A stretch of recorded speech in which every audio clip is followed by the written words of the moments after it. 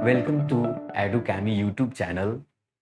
आई am Rohit Kumar और आपके लिए एक बहुत ही खुशखबरी की बात है कि इस होली के त्योहार में यूपी सरकार ने यूपी पीएससी ने अपना नोटिफिकेशन जारी किया है। और आज हम चर्चा करेंगे कि आप किस प्रकार से फॉर्म भर सकते हैं। यूपी पीएससी का अधिसूचना 2022 जो है जारी हो चुका है।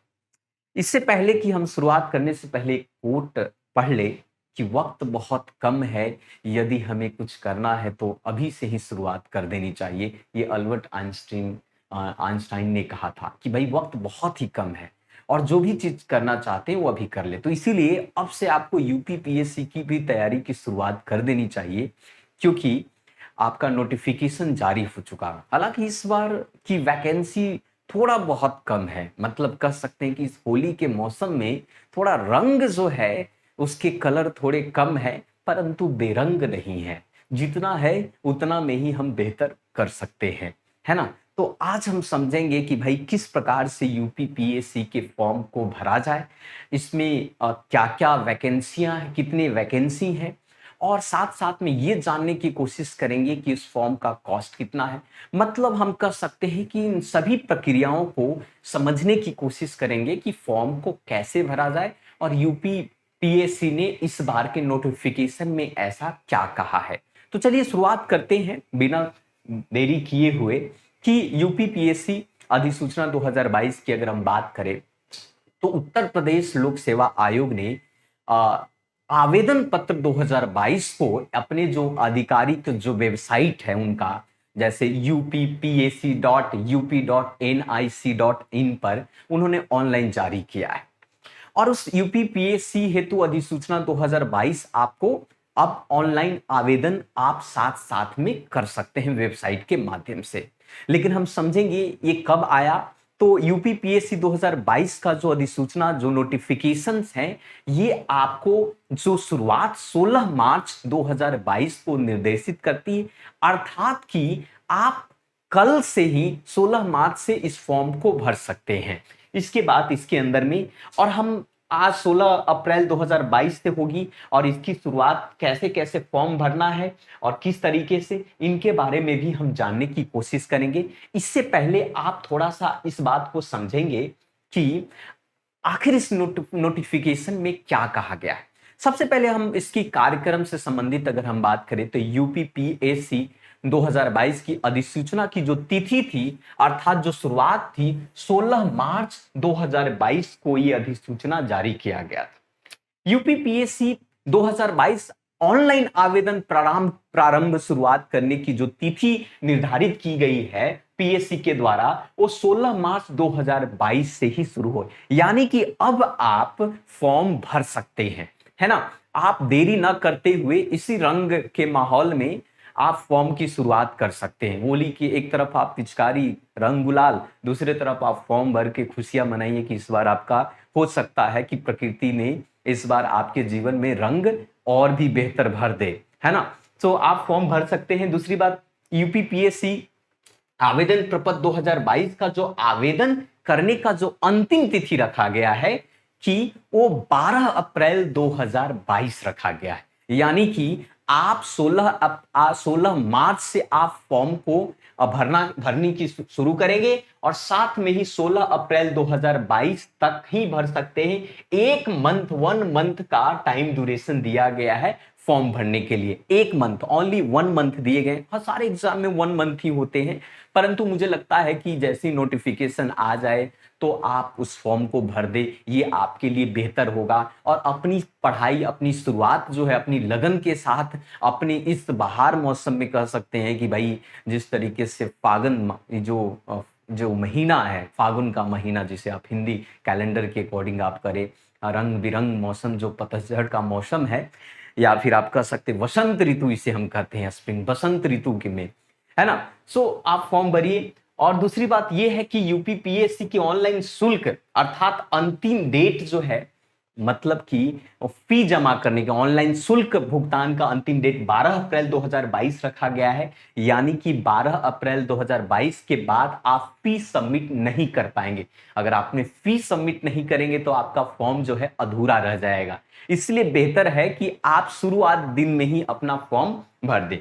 वहीं पर अगर यूपीपीएससी 2022 की एडमिट कार्ड की बात किया जाए, अगर प्रवेश पत्र की बात की जाए कि भाई प्रवेश पत्र के बारे में क्या पीसीपीएससी ने कहा है, तो कहा है कि भाई ये अधिसूचित किया जाना अभी शेष बाकी है। मतलब फॉर्म की प्रक्रिया समाप्त होने के बाद जो है यूपी पब्लिक सर्विस कमीशन दोबारा आप सभी को अधिसूचना जारी करेगी कि हम एडमिट कार्ड कब लाने वाले हैं।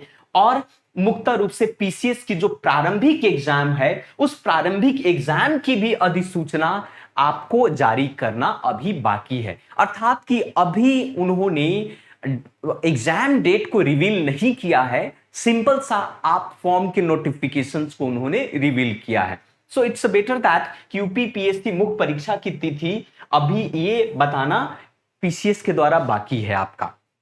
ये आप मुक्त रूप से इस बात को समझ सकते हैं। चलिए ये तो बात हम लोग समझ गए कि हम लोग का फॉर्म कब भरना है, कब तक भरना है, कब तक फीस सबमिट करना है। अब हम बात करते हैं थोड़े सा कि फॉर्म भरने का प्रोसेस कैसे है। अर्थात ये हुआ कि आप जो हैं फॉर्म किस प्रकार से भरेंगे, मतलब कि ऑनलाइन आवेदन पत्र कैसे भरें और परीक्षा के लिए ऑनलाइन आवेदन की तरीका क्या होना चाहिए। तो इस फॉर्म का जो तरीका है 3 चरणों में पूरा किया जाएगा।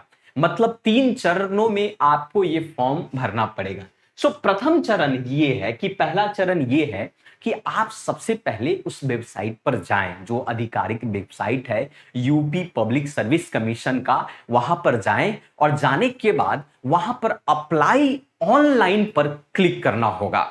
और उसके करने के पश्चात जो है उम्मीदवार का पंजीकरण प्रदर्शित होगा। मतलब वहां पर लिखा हुआ होगा कि भाई आप वहां पर पंजीकरण, it means registration, candidate registration आपको वहां पर आएंगे। उसके बाद परीक्षा से संबंधित जो कैंडिडेट के रजिस्ट्रेशन पर क्लिक करने पर मूल रूप से पंजीकरण फॉर्म वहां पर प्रदर्शित हो जाएंगे, अर्थात खुल जाएंगे। उसके बाद मूल पंजीकरण फॉर्म भरने के बाद उम्मीदवार को उनके द्वारा भरी गई सभी सूचनाओं की जानकारी वहां पर देना होगा। आपके संबंधित मूल जानकारी, आपका नाम, आपके पिता का नाम, मातृ का नाम, अर्थात आपके संबंधित जो भी इंफॉर्मेशन है मूलतः रूप से जो आपसे संबंध रखता है, जो आपके एग्जाम के लिए महत्वपूर्ण होता है, उन सभी एग्जाम के इंफॉर्मेशंस के माध्यम से वो पंजीकरण करने की प्रोसेस इसमें दी गई है। वहीं पर बात करें कि यदि किसी सुधार या संशोधन की आवश्यकता होती है, अर्थात ये हुआ कि मान लिया कि आप प्रथम चरण में ही कुछ ऐसी त्रुटि हो गई, ऐसी गलतियां हो गई, तो उस वक्त हम क्या करें। तो उसमें कहा गया कि यदि किसी भी सुधार संशोधन की आवश्यकता है तो एडिट बटन पर क्लिक करके वो आवश्यक सुधार और संशोधन सुनिश्चित कर सकते हैं। अर्थात प्रथम चरण में ही अगर गलतियां अगर हुई तो वहां पर आपको साथ साथ एडिट का भी बटन वहां पर दिया गया है और आप अपने मूल इंफॉर्मेशंस के, मूल पंजीकरण के फॉर्म की इंफॉर्मेशंस को आप वहां पर एडिट करके अपने आप को संतुष्ट होने के बाद उसे सबमिट कर दे। और उसके पश्चात जो है इसके बाद प्रिंट रजिस्ट्रेशन स्लिप प्रदर्शित होगा और पंजीकरण पर्ची के साथ साथ जो प्रिंट प्रदर्शित पर एक रजिस्ट्रेशन नंबर आएगा और वो रजिस्ट्रेशन नंबर आपको प्राप्त हो जाएंगे। रजिस्ट्रेशन नंबर प्राप्त होने के बाद इस बात का गारंटी हो जाता है कि आपने पहला चरण बेहतर तरीके से आपने भर दिया, पहला चरण आपने समाप्ति कर लिया, तभी आपको रजिस्ट्रेशन आईडी मिलेंगे। अब बात चलते हैं दूसरे चरण की, बात करते हैं कि दूसरे चरण में क्या है। जैसा कि हमने देखा कि पहले चरण में जब आपने समाप्त किया तो दूसरे चरण में क्या होता है कि पहले चरण की प्रक्रिया के पूर्ण होने के पश्चात फीस टू बी डिपॉजिट, अर्थात कि भारतीय रुपए में की बात कर रहे हैं, वहां पर ऑप्शन आएंगे फीस टू बी डिपॉजिट, मतलब आपको परीक्षा के शुल्क जो है, परीक्षा के शुल्क जमा करने का प्रोसेस वहां पर आएगा। Click here to proceed for the payment. Such type of the things will just appear there. So simply so click here to proceed for the payment to अनुशीर्षक के साथ वहां पर आपको दिख जाएंगे, प्रदर्शित किए जाएंगे। और तब वहां पर click here to proceed for payment के उपयुक्त कैप्शन पर आप क्लिक करने के बाद जो है वहां पर यह पॉइंट होगा स्टेट बैंक MOPS बहुविकल्प भुगतान, मतलब आप वहां पर जिस माध्यम में आप अपने आप को कंफर्टेबल समझते हैं, जिसमें भुगतान के 3 तरीके वहां पर शामिल है। चाहे तो आप नेट बैंकिंग के जरिए आप फी को सबमिट कर सकते हैं, चाहे तो आप कार्ड भुगतान के माध्यम से आप फी को सबमिट कर सकते हैं, या कोई अन्य भुगतान मोड जैसे UPI हुआ आपका, है ना, पेटीएम हुआ। इस तरीके से आपके भुगतान की प्रक्रिया वहां पर दी गई है। और उपयुक्त में इन सभी तरीकों के बाद जो है आप उस फी पेमेंट के बाद पेमेंट के जब एक्नॉलेजमेंट हो जाता है, जब तब आपको रिसिप्ट मिलेगा, मतलब शुल्क जमा के विवरण के साथ प्रदर्शित किए जाएंगे, जिसका प्रिंट पेमेंट रिसिप्ट पर क्लिक करके लिया जा सकता है। जैसे ही मतलब आपको वहां पर फी सबमिट हो जाएगी, वो प्रक्रिया आपको दिख जाएगी। आपने फी सबमिट किया और फी सबमिट करने के बाद आपको रिसिप्ट मिलेगा। रिसिप्ट में यह लिखा होगा कि हां आपने सफलतापूर्वक आपने पेमेंट कर दिया है। तो यह तो दूसरा चरण हुआ। अब दूसरा चरण आपका फी था। रही बात अब तीसरे चरण पर हम चलते हैं। जैसे ही आप दूसरे चरण की प्रक्रिया को आप पूर्ण होने पर आप proceed for the final submission of application form पर आप क्लिक करेंगे। तीसरा प्रक्रिया है proceed for final submission of application form पर आप क्लिक करेंगे, जिसके फलस्वरूप फॉर्मेट प्रदर्शित किया जाएगा। फॉर्मेट किस तरीके का होगा? फॉर्मेट होगा उम्मीदवार के प्रारूप के बारे में जो आवश्यक चीजें हैं, जैसे आपका फोटो हुआ, आपकी हस्ताक्षर, आपका जो सिग्नेचर है, आपका विवरण जो स्कैन करके अपलोड करने की प्रक्रिया होगी, साथ साथ स्कैन करना के साथ साथ ऑनलाइन आवेदन में निष्ठ। और ये सारे प्रक्रिया करने के बाद यह भी ध्यान रखना जाना बहुत जरूरी है कि जो आप फोटो अपलोड कर रहे हैं वो फोटो आपका न्यू होना चाहिए, नवीनतम पासपोर्ट आकार का होना चाहिए। और फिर उसके बाद ये सारे फोटो, सिग्नेचर और इन सभी को अपलोड करने के बाद फाइनल जो है आप सबमिट बटन पर क्लिक करने के बाद उम्मीदवार आवेदन पत्र को अपने सुरक्षित रखने के लिए उसका एक प्रिंट ले ले। और प्रिंट लेने के बाद, लेकिन ये चीज बहुत जरूरी बात ये है कि आपको ये प्रिंट यूपीपीएससी प्रारंभिक परीक्षा के चरण में ऑनलाइन आवेदन सहित दस्तावेजों की हार्ड कॉपी आयोग को भेजने की आवश्यकता नहीं है। मतलब इस प्रकार से आप फॉर्म भर सकते हैं। अब चलिए हम बात करते हैं संबंधित उन चीजों से कि भाई अब तो फॉर्म भरने की प्रक्रिया को हम लोगों ने समझ लिया है।